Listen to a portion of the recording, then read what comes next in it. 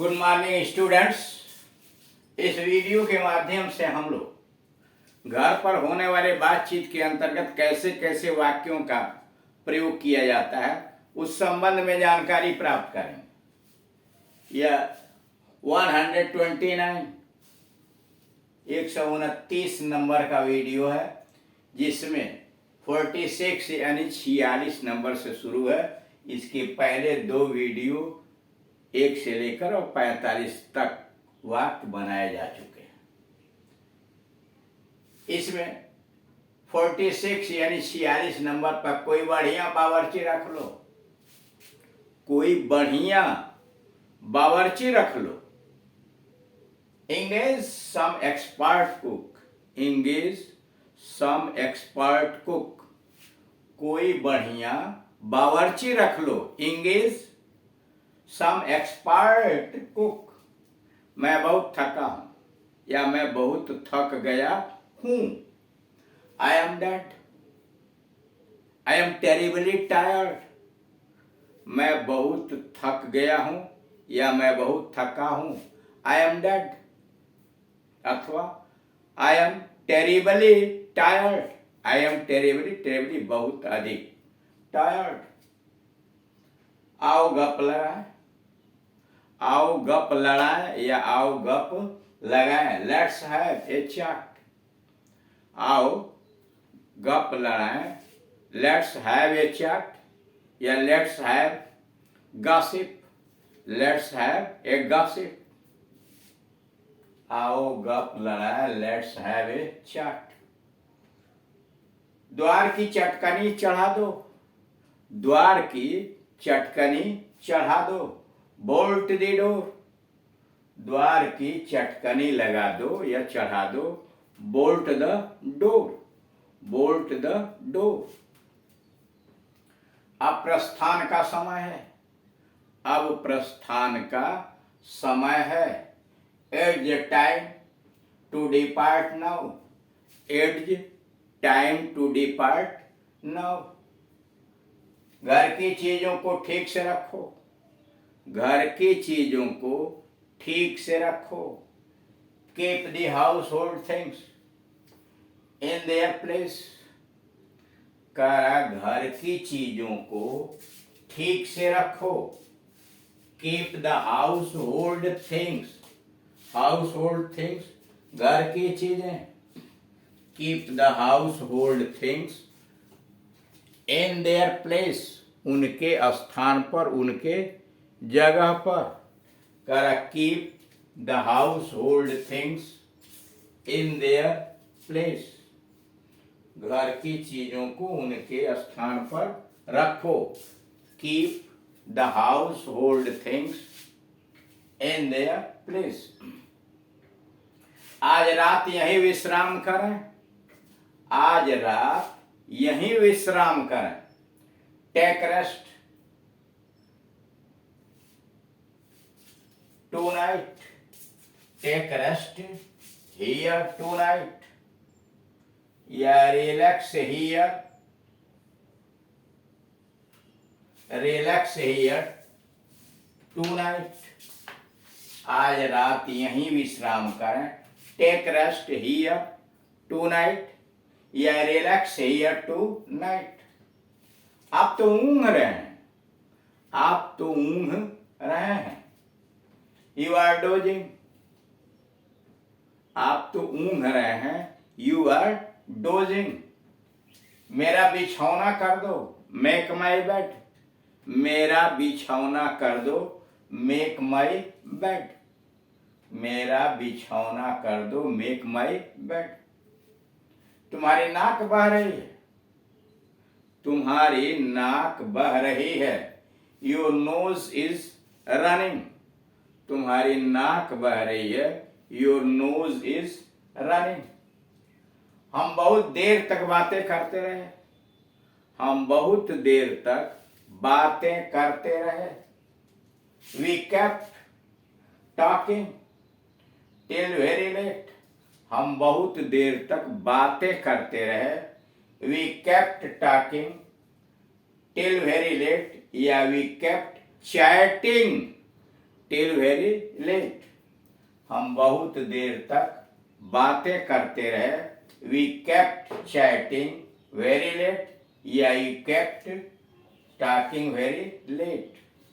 Doctor साहब को phone करो, डॉक्टर साहब को फोन करो। Ring up the doctor, doctor साहब को फोन करो। Ring up the doctor.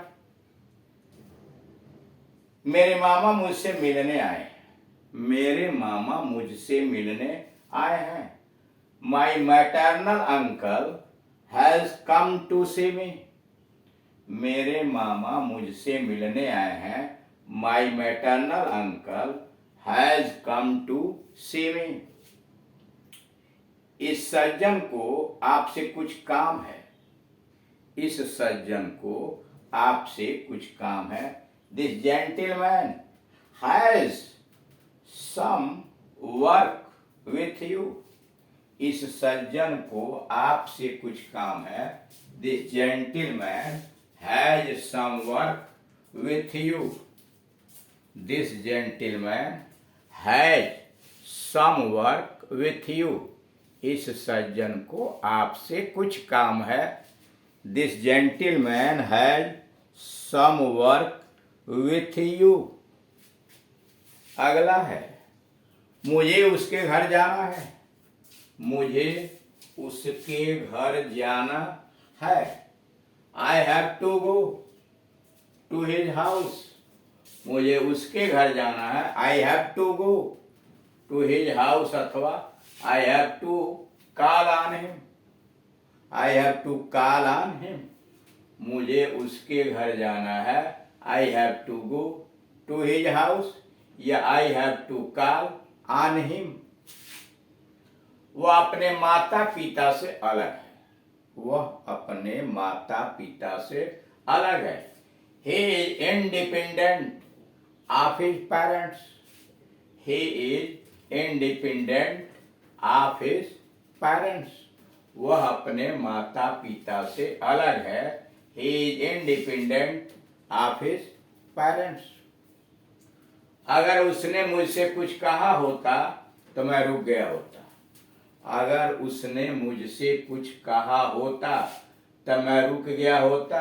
Had he asked me, या if he had asked me, I would have stayed, मैं रुक गया होता। ध्यान दीजिएगा, अगर उसने मुझसे कुछ कहा होता तो मैं रुक गया होता। Had he asked me, I would have stayed। इसी को चूंकि यह शर्त प्रकट कर रहा है और शर्त भूतकाल की शर्त है जो उस समय पूरी हो सकती थी, लेकिन अब समय बीत गया, वह पूरी नहीं हो सकती। तो ऐसे वाक्यों को इफ से शुरू करते हैं।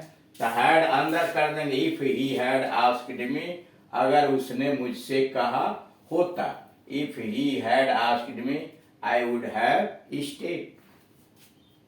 मैं प्रतिदिन सवेरे फव्वारे के नीचे नहाता हूं, मैं प्रतिदिन सवेरे फव्वारे के नीचे नहाता हूं।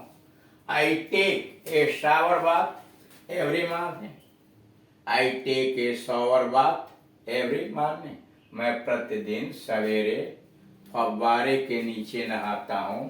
I take a shower bath every morning अथवा I have a shower bath every morning, I have a shower bath every morning. Note, अंग्रेजी में शब्द के अंत में यस लगाकर बहुवचन बनाते हैं। कर अंग्रेजी में शब्द के अंत में यस लगाकर बहुवचन बनाते हैं, परंतु कुछ शब्दों के साथ यस बड़ी सावधानी पूर्वक लगाना पड़ता है। कर अंग्रेजी में एक वचन से बहुवचन बनाने के लिए शब्द के अंत में यस बढ़ा दिया जाता है, जैसे बॉय का बॉयज, गर्ल का गर्ल्स, चेयर का चेयर्स, बुक का बुक्स। कर अंग्रेजी शब्द के अंत में यस लगाकर बहुवचन बनाते हैं। बॉय सिंगुलर नंबर है, बहुवचन बना तो बॉयज कर देंगे। बुक एक किताब है तो बुक्स कर देंगे, गर्ल गर्ल्स ऐसे। परंतु कुछ शब्दों के साथ यस बड़ी सावधानी पूर्वक लगाना पड़ता है। जैसे उदाहरण के लिए सन इन लॉ, यह देख रहे हैं इसमें 3 शब्द हैं, सन इन लॉ, कंपाउंड शब्द बना दिए गए।